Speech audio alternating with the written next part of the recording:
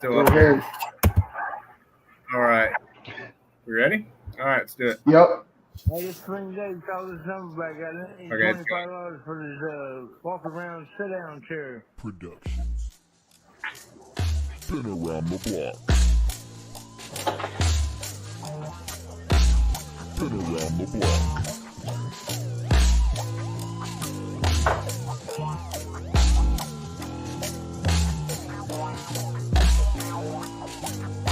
Here, you gonna lead us in, Chris? I got you. Hey guys, thank you for tuning in to a new episode of Been Around the Block. This is episode 19, and I am Chris Ross. How you doing, Brooks. guys? I'm Brooks. Glad to be here.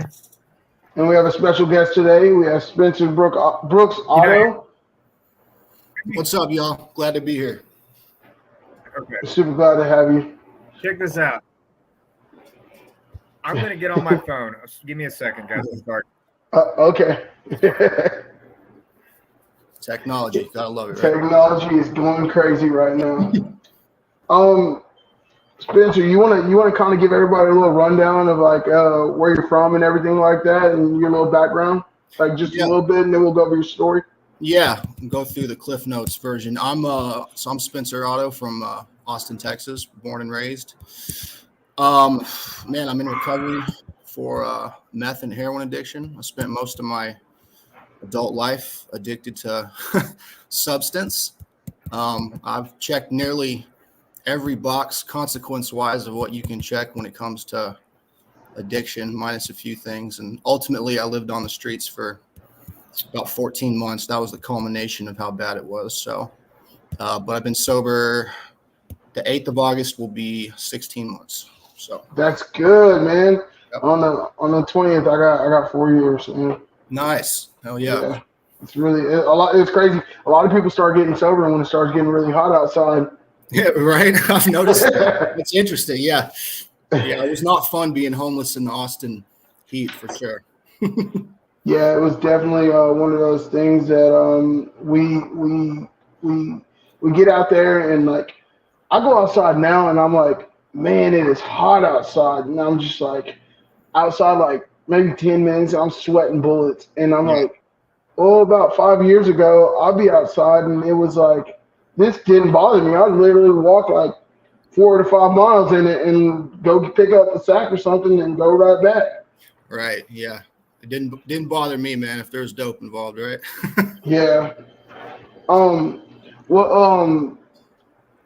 Let's hear a little bit about like I want people to know a little bit about like your background, because I do know I've looked into you. I've seen that you had scholarship for football. Yep. You like to work out too, don't you? I do. It's like my second form of therapy. Yeah, that's what it's turned into me. I love working out now. Yeah.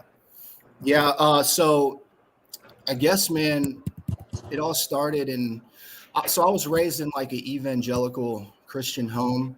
You know, I've got 2 parents that are still together. I guess you would say we were an affluent family. We always had what we needed. So yeah, I came from like a good family. But when I was younger, there was some sexual abuse I dealt with that no one in my family knew. And so that was kind of the turning point for me. I guess when you could say I went to the dark side without even realizing it. And I like to say like that kind of created this void in my spirit. And I believe personally, I've been an addict before I ever picked up a drug. And I think that's like kind of what drove me to go the route I went in life. In school, I was really popular. I was always the athlete.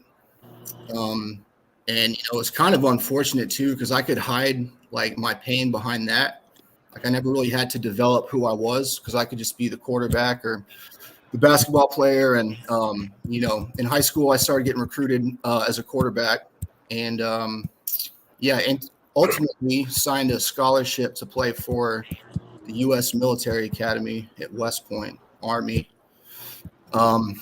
So that's where I went with football, at least. So that's kind of where everything went south for me, I guess you could say. But So you particularly played quarterback. That was your particular position. Yeah, I was a quarterback since middle school. So they used to That's call me awesome. Sunshine from like remember the Titans because I had long blonde hair. Sunshine. Nice. That's awesome. Brooks, you got any questions? So no, I don't think so. I'm sorry again, technology. You see my banner. I just want to say I identify with that. I'm a survivor of sexual abuse from my teenage years, so I can really empathize with that. And I love what you just said as far as knowing that you're an addict before actually picking up a drug or anything like that. That's been 100% my story. I had the mentality of that before I even put a drug in my body. So Yeah, I could definitely identify with that big time. So, yeah, man. I'll turn anything into heroin if you know what I mean. 100%. Yeah, Gambling, women, whatever you got, man. right. Okay, well, do you want to start from your beginnings and work your way through that?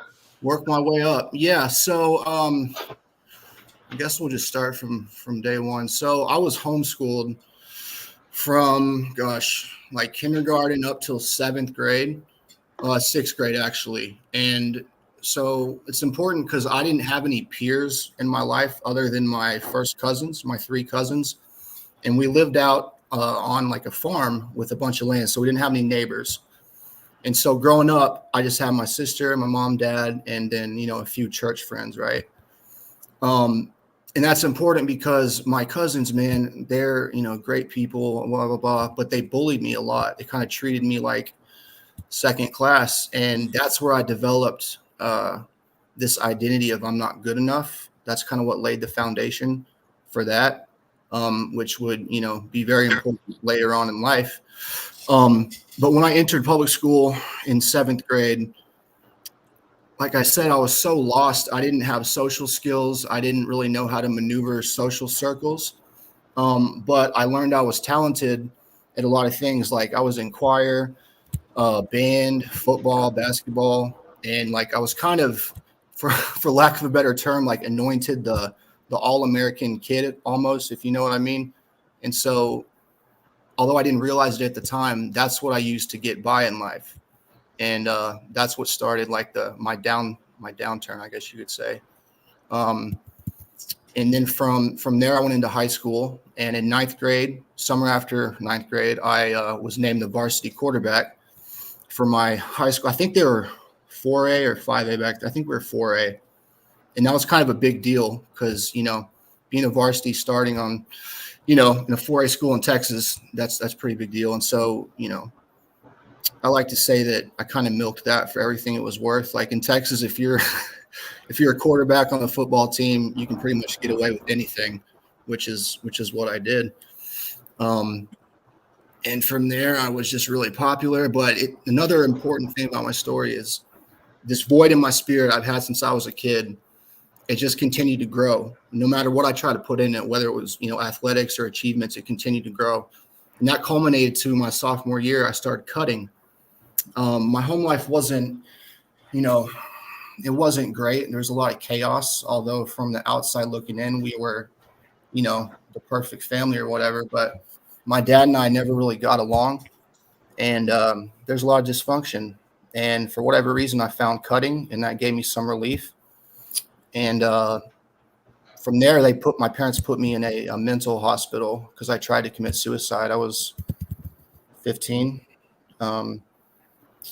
So a lot of stuff going on, man. And from there, right after I got out of the mental hospital, I was assaulted by a pedophile, serial pedophile. That's a crazy story. So that was just another thing, man. Just things kept coming and coming. And but I could hide behind my athletic achievements and school stuff. To where I graduated. And I signed a football scholarship to play for Army. And my summer after graduation, I was set to go up to Army, the plebe summer, they call it, as a cadet. And there was there's like a rigorous application process. You got to have like 20/20 vision, all this stuff. So I was doing that. And there were some questions on the application that said, have you ever been diagnosed with a psychiatric disorder? Have you ever been in a like a mental hospital. And I said yes, even though a lot of people in my life, like my dad wanted me to go there. I didn't really want to go there. I just wanted to please my dad. And for whatever reason, I thought this is going to give me an out. You know what I mean? This is going to give me a reason to like not let my dad down, but not go there. And that's what happened. They dropped me within like one phone call. And really from there, I went from, if you can imagine, like Mr. Popular, Mr. Athlete, got all this stuff in front of him, going to conquer the world within like one phone call. Now I'm just nobody. I had nothing to lean on.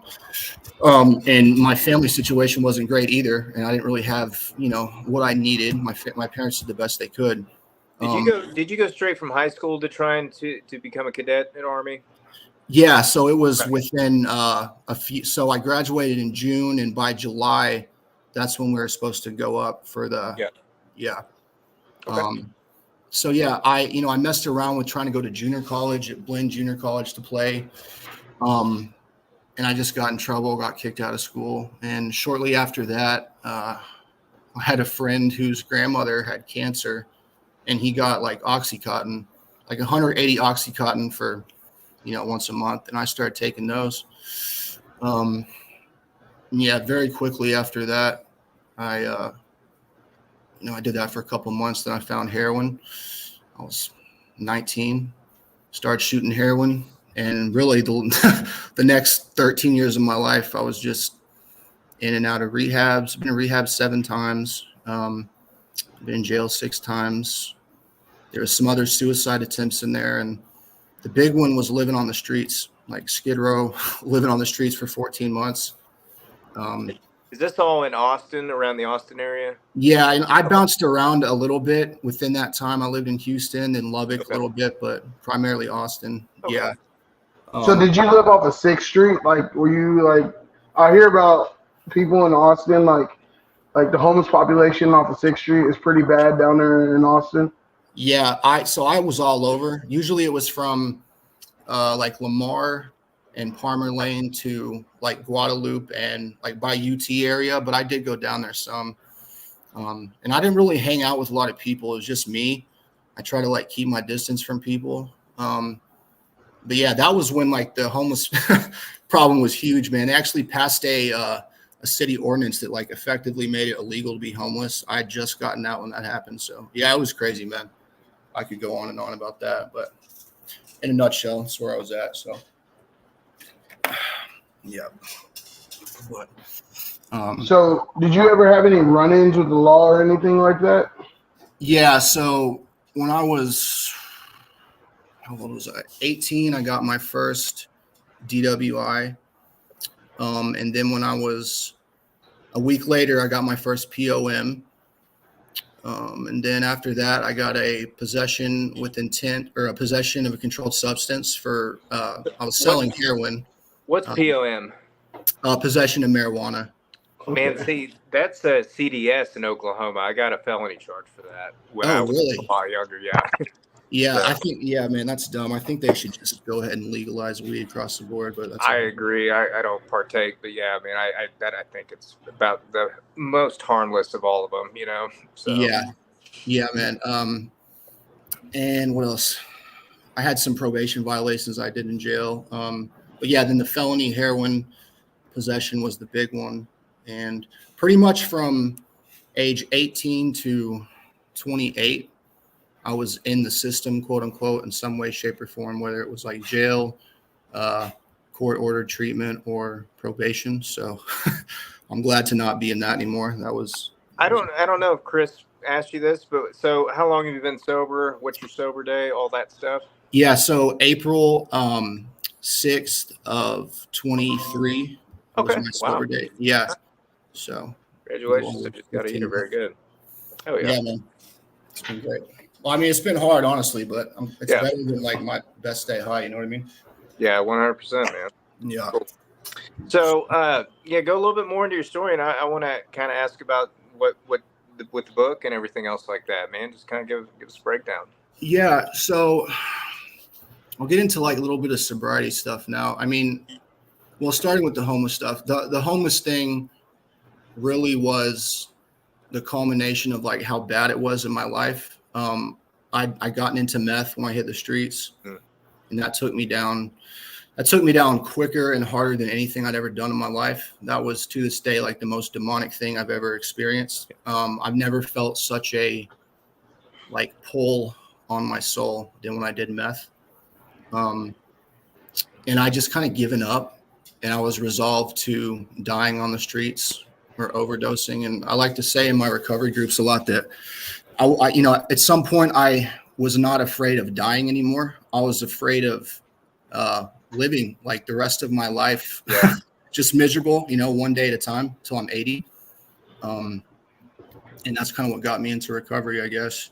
And that was in April. And, you know, I hopped into recovery, man. And I knew from past attempts, like I knew what I had to do. I had to go to, you know, whatever recovery group I chose to go to. And I had to start working a program. Because the way I see it, like, you know, a lack of power is my dilemma, and I clearly can't do this on my own. So I got to get connected to some kind of power greater than myself. And that's what I've done. And I've really been, you know, very earnest about it, man. It's been really hard. But I've also thrown in like therapy and you know, there's the whole mind, body, spirit thing. I try to hit each angle, you know what I mean? So, yeah. It's one thing I've heard echoed over and over. And I feel that same way is, you know, I wasn't afraid of dying. I was afraid of living on for another 20 years in that hell. Because I'm like you, man. It was Salvation Army in Tulsa. Like, that's where I've spent all my homeless time. And it was or living in my Nissan Pathfinder, or, you know, back and forth to the shelter and all that stuff. And yeah, it's sick, man. It really, and it's you know, because I went on like that for years, as I'm sure you did. You know, I think all of us did. It's insanity, you know. Yeah, it was, you know, the thing that's crazy is it didn't matter like however firm or however much like firm resolve I had to quit one day. If someone showed up with a bag, or if my dealer texted me, that was all out the window. You know, I just like the obsession was too much, and I had no mental defense against it. And not today, that's what I'm so grateful for is, you know, I saw a bag of meth on the ground like 2 weeks ago, and I just walked past it. It like, you know, wasn't even an issue. And that's what the real miracle is, man, for me. Also that I can just look myself in the mirror and smile and be happy. That's I'll take it. You know what I mean? Yeah. I've watched some. Okay, I want to ask you about two of your videos. Okay. Yeah. One of the videos is you were talking about being asleep on a bus stop. Yeah. Angel at the bus stop. Yeah, you want to kind of go into that so these people can hear it and they can understand. Yeah, man. So that's the one that went super viral. So I was at a bus stop December of 2019. I had a tank top and shorts on, and it was probably like in the 40s. It's like 2 a.m. I'm laying there, and there was some shrubs behind this bus stop. And I was like, dude, I'm going to have to go lay under them and like dig into the dirt to get warm. And all of a sudden this guy pulls up in the middle of the road, just stops. And there was no one out there. So he just stopped. He comes up. He's like, hey man, you cold? I was like, yeah. Pops the trunk, gives me a quilt. And then as he's walking back to his car, he's like, hey, you need some money? When's the last time you ate? And I was like, yeah, I'm starving. Hadn't eaten in a few days. Gives me $20. Then he goes back into his car, and as he's leaving, he says, Spencer, God has a plan for your life.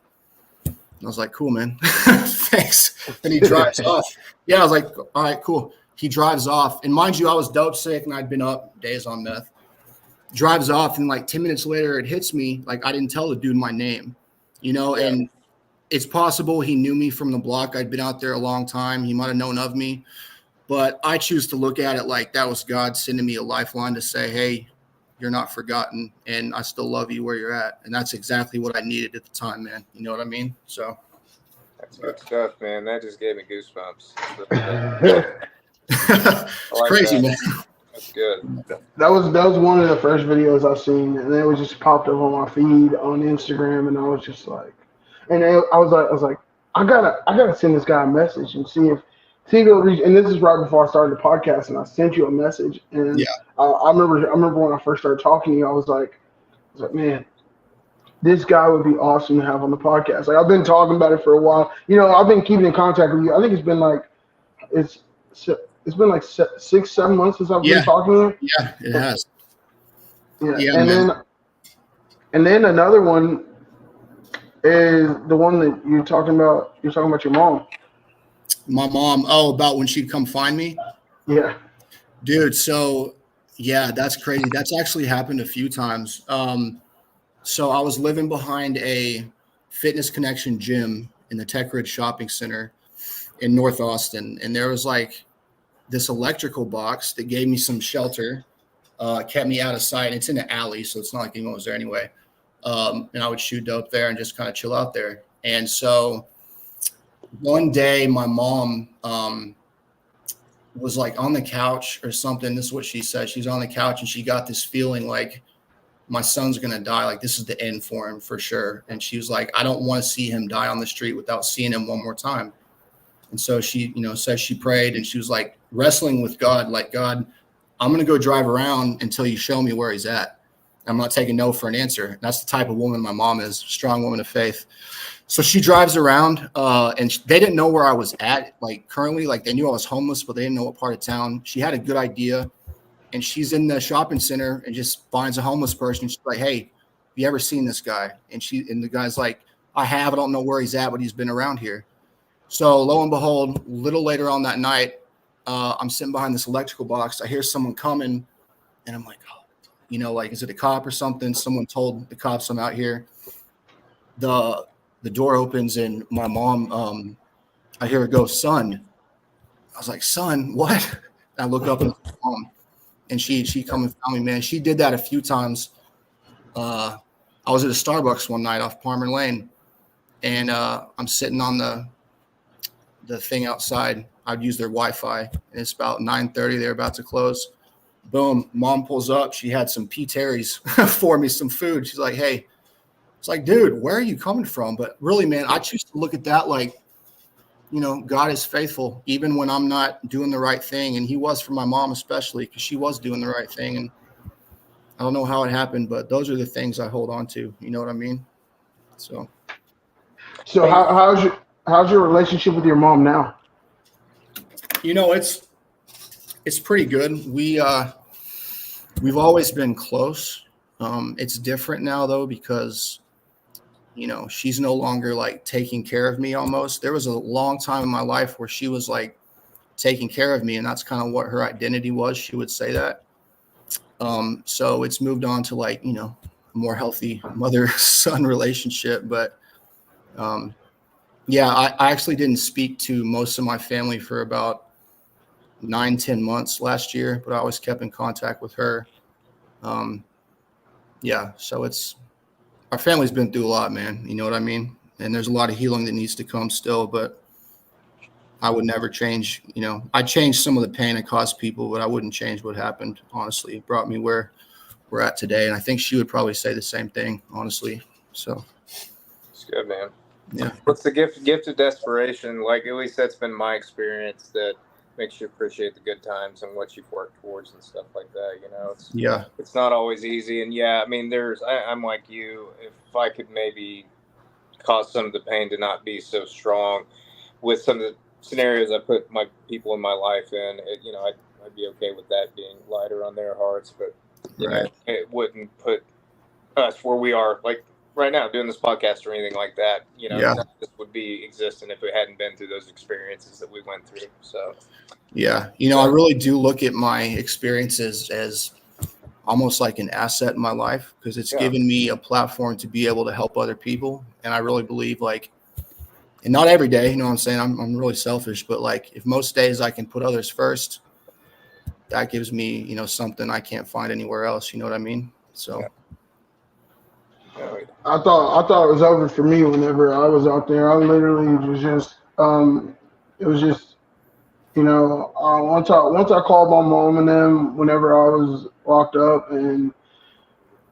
that was like a breath saver right there whenever they get that phone call instead of the other phone call of me being dead. Like it's something different. It like when the first time I went to prison, I'm pretty sure that everyone in my family was pretty happy. And Relieved. it sounds crazy, but people were happy.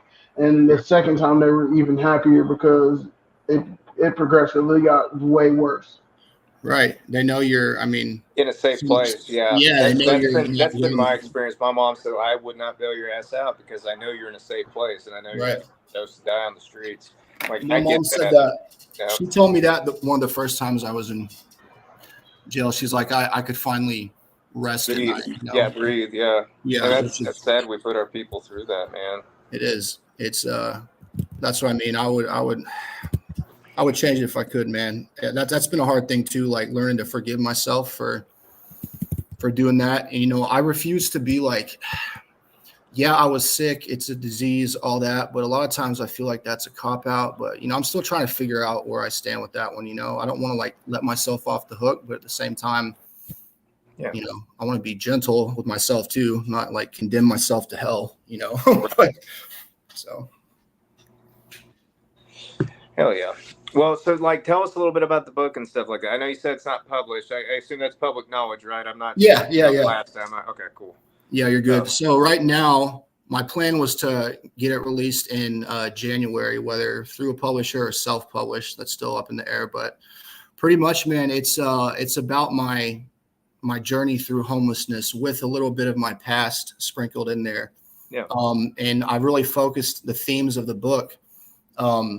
The homeless part, like really intense, really dark, really breaking down the uncensored perspective of where I was at. And at the same time, there's a parallel storyline going with what my life was like before that. And that's like a really happy, jovial, fun time. And so it's like, boom, you're reading about how I used to go up under the bridge and get used needles when I didn't have any rigs. With people who had, diseases, they would just throw their needles. I used to go get those when I didn't have needles. And the next thing you're reading is like, oh yeah, Spencer was like the life at the party at Thanksgiving. Everyone loved him. I really want to focus on, showing what addiction did and, what I was willing to do for that. So that's been my goal so far. And then the last part of the book is about recovery and just, what I found and the freedom I found. But really, man, the whole thing is I don't want to sugarcoat anything. I don't want to like give false hope and say everything's going to be great because a lot of times it's not. But I just want to really drive home the fact that nothing in my life has been possible without God's help. And whatever that looks like for someone else, that's what it looks like. But I guess in a nutshell, that's where it's at with that. So I found okay, so you mentioned using dirty needles. That is a lot more common story than most people realize. Yeah. I did the same thing. I think, I don't know about you, Chris, but most all the people that I've talked to that are in recovery are like, yeah, I used to get them out of the sharps can out at the casino and stuff like that. Yeah. Like, that's not anything new. I mean, it's a yeah, lot more common than what I'm sure the normies, whatever, think. yeah, man. So, That's another crazy story. I actually had hepatitis C at one point. I'm pretty sure it's from one of those things. Sharing the lizard. sure.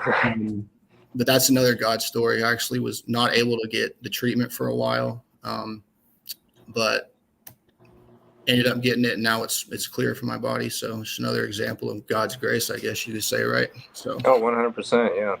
Yeah. Well, Chris, you moved on us. You there?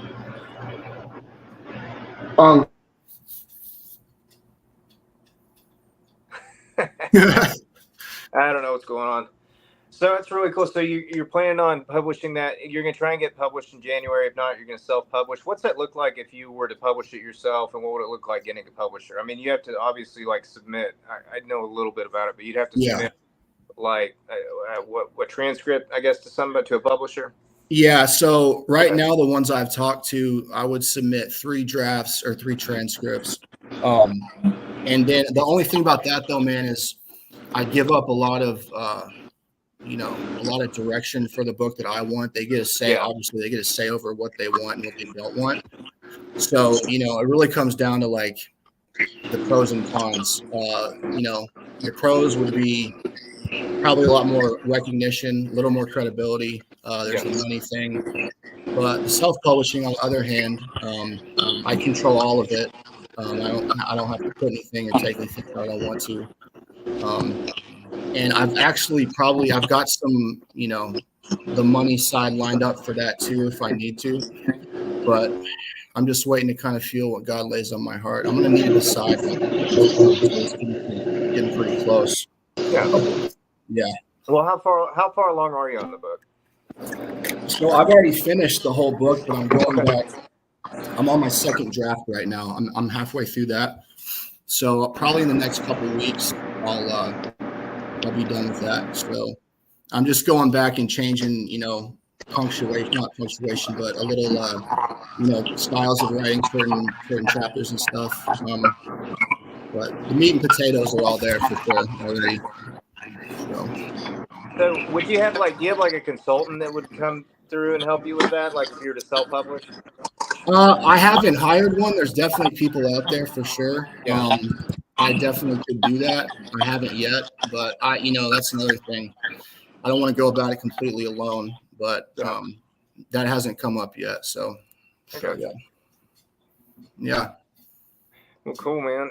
So I don't know. Like I said, you're based out of Austin, right? Are there publishers in Austin, or is it something? Because I know that there's publishers in New York, I think California. Tell me how that looks. So there's a few online I found. I think they're based out of California, the ones I've talked to. There was a guy in Austin who I really wanted to talk with and maybe sign on or get on board with, but he wasn't interested.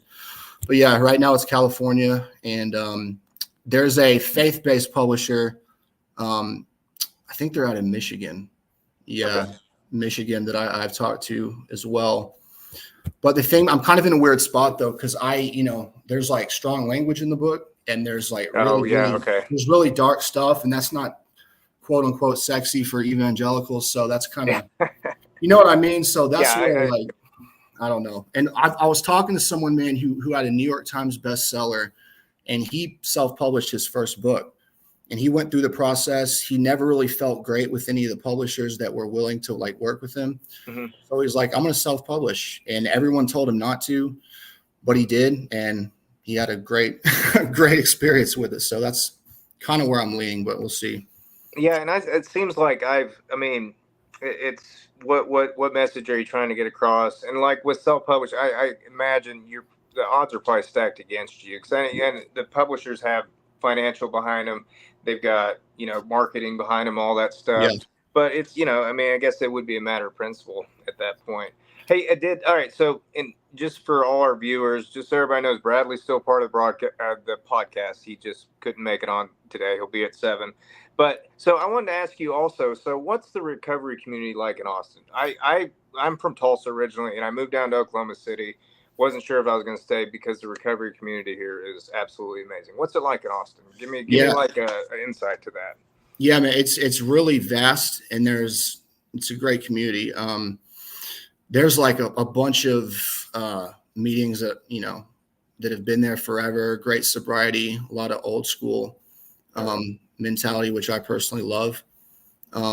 Like any community, there's some not so great stuff, but it's a huge recovery community. And if I didn't have that, I don't know where I'd be, because I came and stayed for the fellowship. You know what I mean? Sure. That's what drew me in. And if it weren't for that, I don't know if I would have made it, honestly. I also do Zoom stuff too from a few out of state meetings. So yeah, it's great. Well, I know that around the time that I got sober, there was still a lot of Zoom going on, and there's still some I've been asked to share my story with some people up in New York and stuff like that, which is super cool. Yeah. I like the in-person thing just because again, looking at a screen is cool, but you don't get the actual fellowship of a recovery-based program when you're doing something through Zoom. Like I said, it's not as personable. You can't really feel the love as much, in my opinion. I mean, it's different for everybody. And during COVID, if that's all you got, it's all you got, or whatever. But right. There's a guy in my meeting who always says you can't beat physical touch, getting a hug from someone. He always talks about, there's this lady who he came fresh off the streets, been on the streets for years, was dirty and nasty, and this lady insisted on giving him a hug at the meeting he was at, and he was like, that made more difference to me than anything else. Yeah. So yeah, you can't beat that for sure. Oh yeah. Yeah. So tell me, like, what's your 5-year plan? Where so let's play some scenarios out here. What, like, if the book goes off, you publish it yourself, what's your plan from there? Is it going to be a follow-up book, or you just kind of see where God takes it? Man, I would love to. I want to see where God leads me. But yeah, I would love to write a follow-up one more focused on like my early life and where I came from. Yeah. Because that, there's a lot of stuff there too that I think would give a lot of families hope. Yeah. And honestly, man, it might be a good healing process for me too. Honestly, you never know. Yeah. But, really one thing I do in Austin is I guess you'd call it a ministry. Fairly often, I try to go once or twice a week. I go out to the homeless communities and give like food, hygiene kits, water, just to give back. And my big selling point there is I don't like preach to anyone. I don't tell anyone to change their life. There's Just literally there to help. there's like no agenda. And if people ask me, I'll tell them. So that's something I would love to get like 501c3 status for at some point. What is that? Give me a breakdown. What is that? 501c3, it'd be like nonprofit status. Okay. I got you. Yeah. And from there, I just have a heart for people who are hurting, man, because people did that for me, Yeah. and there's times in my life when people would like want to help me, but there are all these conditions and it wasn't going to matter anyway. I wasn't ready, but that's just something God's laid on my heart. Just show love to people who are, forgotten, the world deems unlovable. You know what I mean? Yeah. Oh, yeah. So, yeah. So I want to ask you this: when you got sober, what was your rock bottom, and like, who was your inspiration for that? Is it just you hit rock bottom and you're like, I got to do this, or what happened with that? Yeah. So rock bottom for me was actually the highest, quote unquote, rock bottom I'd ever had. I had a place to live. I had money, had a car, and people still talk to me, but I couldn't quit shooting. At that time, it was fentanyl. And I was in my gym one day, and there's this guy, my buddy Ben, who I owed money to, and I'd been ducking and dodging him for a long time.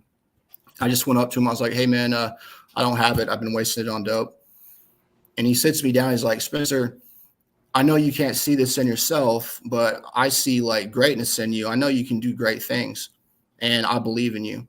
And that little 20-minute conversation really started this domino process in my mind. I was like, well, maybe I can do this. Maybe like there is hope, because I really just kind of given up.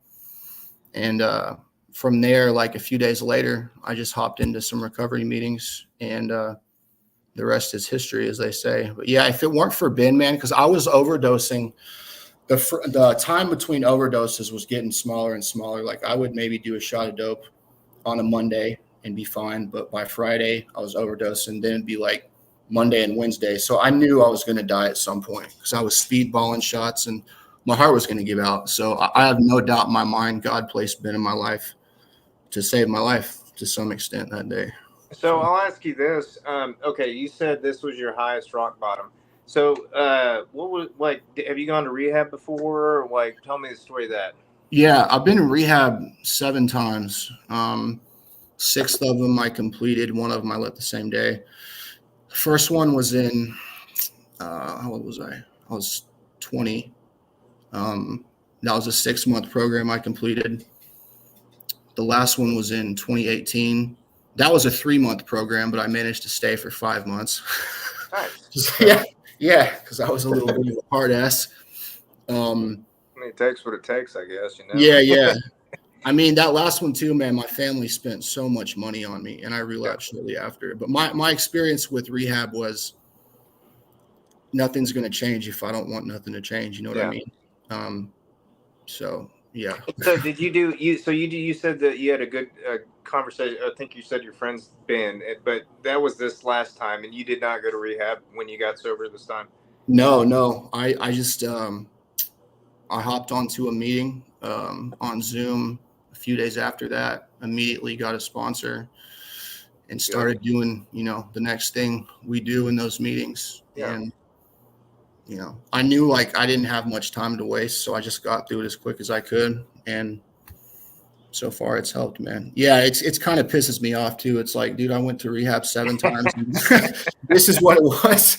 I know my family's pissed too from all the money they spent. Oh yeah, I mean, yeah, I know rehab is super expensive. Yeah. I work for a rehab, and it's super expensive each day. Yeah, it's nuts how expensive that is. We actually both work in recovery. Oh, cool. Yeah, so but it's cool. Like I've We get I those never. people that come in and they. I was gonna say we get those people that come in and they're there, and then they're gone the next day. Yeah. Well, and I swore I would never work in any sort of recovery environment, and this is where God put me, which is cool. I mean, it's really it's cool. Like so, my family came up this weekend.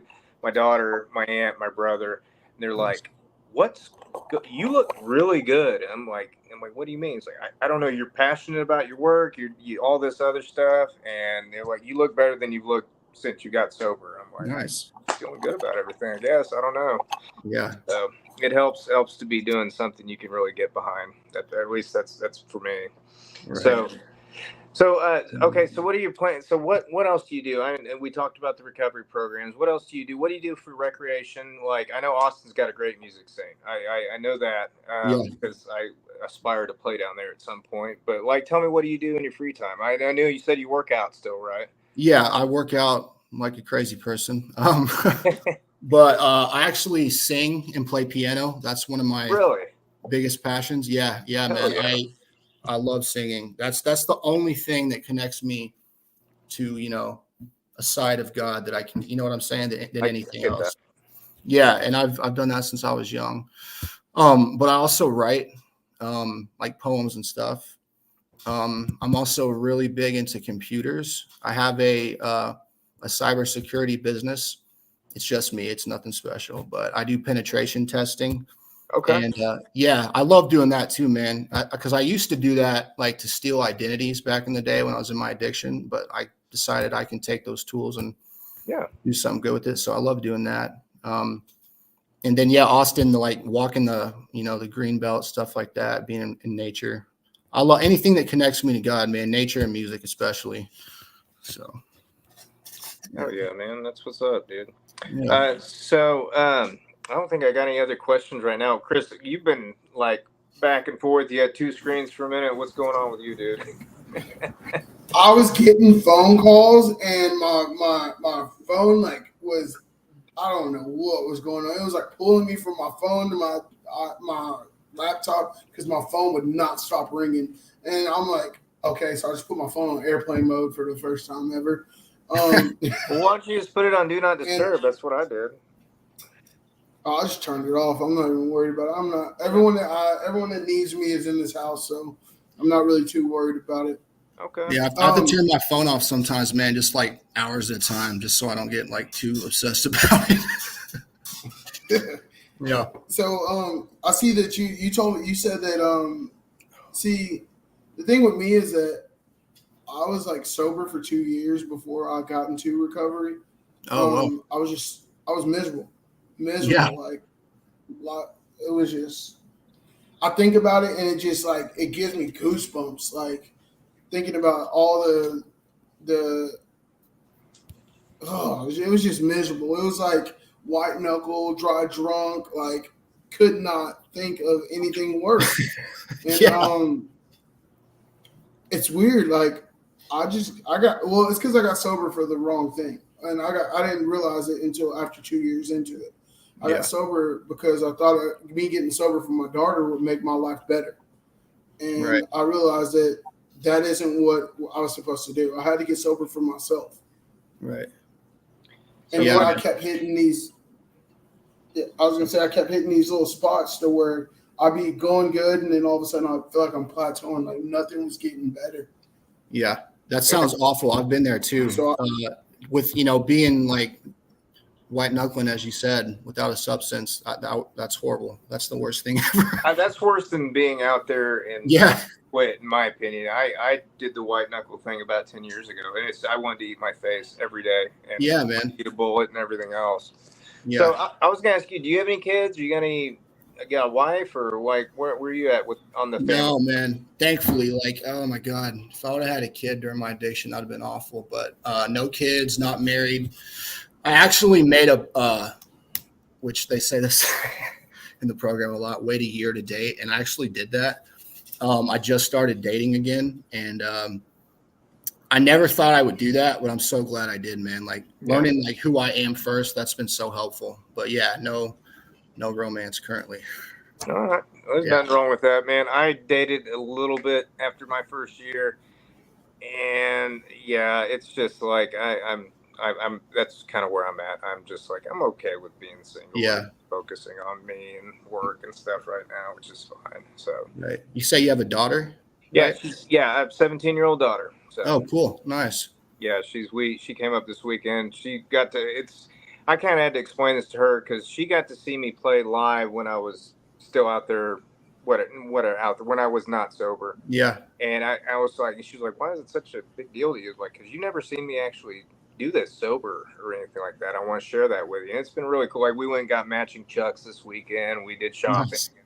Was able to be present, and she about put my eye out last night, jacking around, but whatever. It's all good.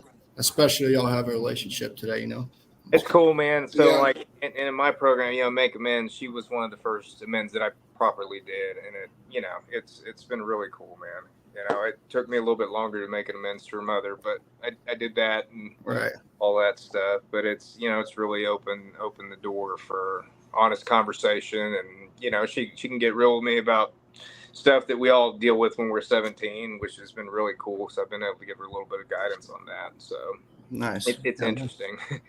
So that's cool.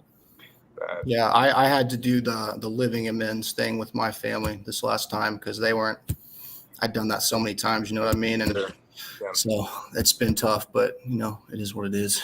So well, it's taken me a lot of it's not patient, it's trusting in God for me to realize when the time was right to be able to do that. Because like when I got sober last time, I wanted to run out and go just make everybody and be like, oh yeah, I'm sure, I'm sorry for and it's in my program. It's said not to do that, and you don't do the steps out of order and all that stuff. Yeah, there's a reason, and it's like I can understand that now. So yeah, that's exactly right, man. I've done that too. And hadn't worked out that great. No, it usually winds up making things worse. Absolutely. That's been my experience. So, did Chris gave you the question, right? What does spirituality mean to me? Yeah, what does spirituality mean to you, and has that changed over time? And then, give me a sec, because I'm going to have you tell us what you want the question is for the next guest. We started doing this last week on your question, and we're going to kind of answer it too. And our So spirituality for me has changed over time. Today, spirituality is something that connects me to my, oh my gosh, I thought about this earlier. I'm so sorry. Spirituality is the thing that connects me to my purpose in life, my greater calling. Before it was like, the Judeo-Christian God, that's what it was to me. But spirituality is what unlocks like my potential and my connection to God. So for lack of, in a nutshell, I guess that's what I would say. So, yeah. So what about, I don't even know who our guest is next week. I usually don't till the week of, but what would be your question for them regarding their sobriety?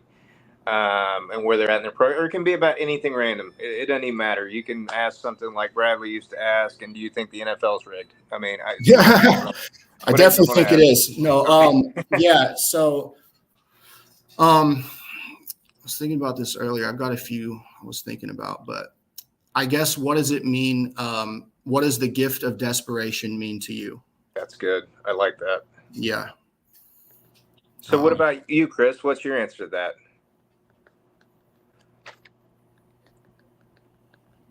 Chris? Well, yeah, I'm sorry. I muted myself. What is the gift? The gift of desperation mean to you? Gift of desperation mean to me. That's good. That's a man. The gift of desperation. like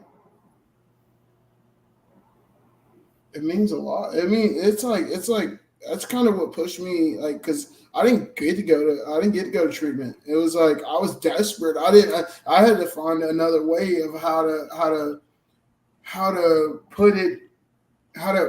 put things in a perspective to where I can actually, like, I got to figure something out. Like, I was so desperate that I was willing to do anything to become sober, like anything at all. Like, literally, if they were like, cut your hand off and you could become sober, it would have been done that day.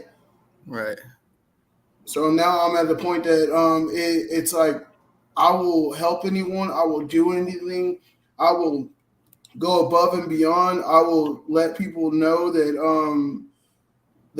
that I'm willing to help people get into sober living. You know, if people are looking for jobs, I always tell people to post jobs on the Been Around the Block page, because I want to.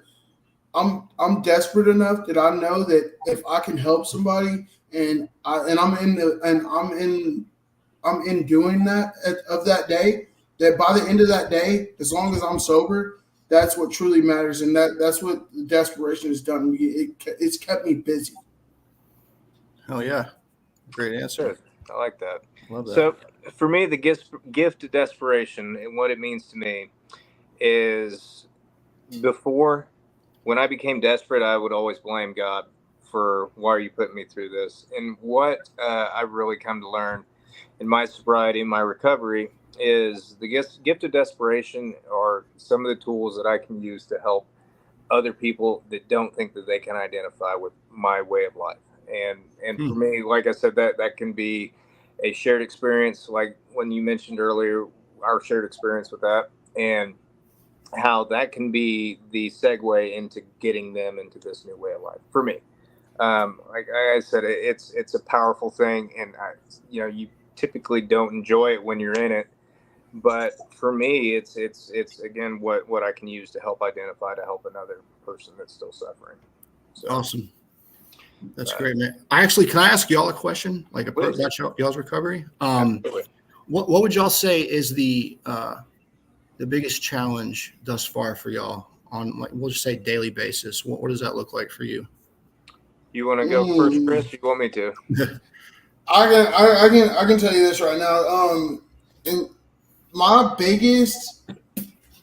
the biggest problem I run into is me wanting to take back control and thinking that I can do everything and I can do anything, and I'm like, and then I have to take a step back and realize that if it wasn't for God, I would not have any of this. Right. I'm going to have to just kind of echo that a little bit, man. It's powerlessness, and how I had to admit that I was powerless to be able to start working my recovery program. But I've struggled with that, man, as far as wanting to try and take my will back on certain things. Like, look what I did. Well, no, I didn't do anything, man. None of this is of me. You know, every time I take control of my life, I wind up living in my 96 Pathfinder outside the Salvation Army. Right. It's not good. It's not good things, man. And also, like, for my daily thing, I've struggled with this a lot lately. Is when earlier on, I was so good about hitting my knees in the morning and just praying. You know, that every moment throughout the day is used to glorify God in my program. And it's complacency is a killer. And Yeah. the cool thing is I've been able to kind of recognize that and work with my sponsor on that kind of stuff, to be able to acknowledge that maybe I'm trying to take my will back on some things. And it's not just powerless over drugs and alcohol. It's like, well, I'm powerless over scenarios at work. I'm powerless over the way everybody behaves. You know, everybody else. I heard something a couple weeks ago that really resonates with me when I kind of operate in this world. Just even driving down the highway, coming back from Tulsa, it's everybody else is an NPC in my world. Well, I'm an NPC in many other people's worlds, and it just is what it is. You know, they've got their own thing going on. You don't know family scenario. You don't know anything, and I've got my own thing going on. Everybody is allowed to be here. Everybody's allowed to exist just as much as I am. And if I'm going to expect that kind of respect, I got to give it too. You know, because you don't know anything about what's going on, about the guy who cut you off getting on the highway or anything like that. Their mom might be in the hospital with stage 4 cancer, or their child may have just, there's no telling. I have to really have grace. I've been given more grace than I could have ever deserved. And, I've got to be able to do that towards other people in this world.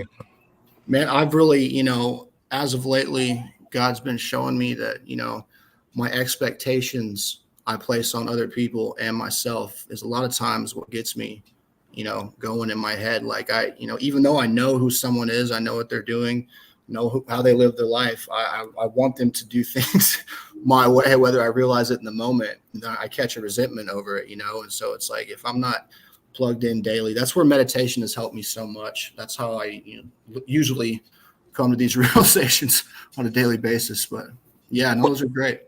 What's your meditation look like? What's that? What's your meditation look like? How do you meditate? I personally, music is a form of meditation for me. I will, sometimes I'll just, I have to pick a song, turn it up in the car, and just, that's it, So what's that look like for you?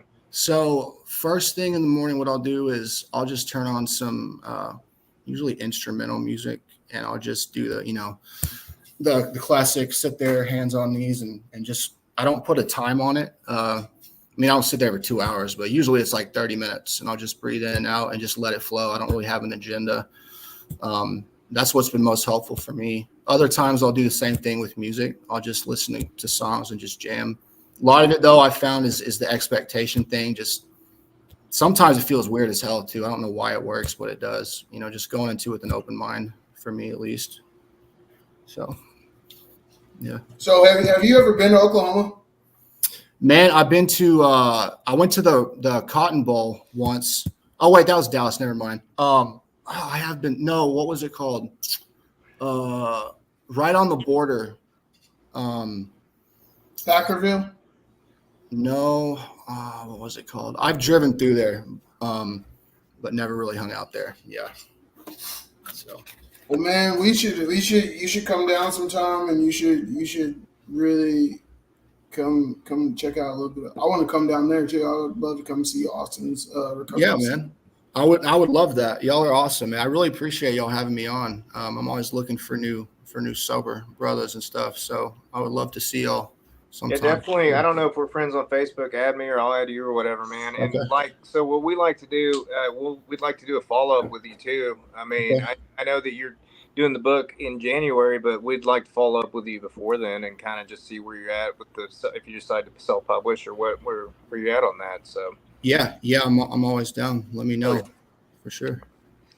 All right, well, Chris, you got anything else, man? No, Spencer, man, you're a really big inspiration, man. It's always great to see you. I get on Instagram and I look at your stories, and they give me that little boost of remembering what I'm grateful for. And I really appreciate it, man. Yeah, thank you so much. Thank you so much for coming on, man. We really appreciate it. And you're our first national guest, so I mean, nice. Don't let that get you too much. But yeah, it's a really big deal for us. So. Yeah, well, it's been great. I really thank y'all. It's been fun. Awesome. Well, thanks, Spencer, man. And yeah, it's been Around the Block episode 19. Tune in next week, and this will be up on Spotify. We're gonna try and figure it out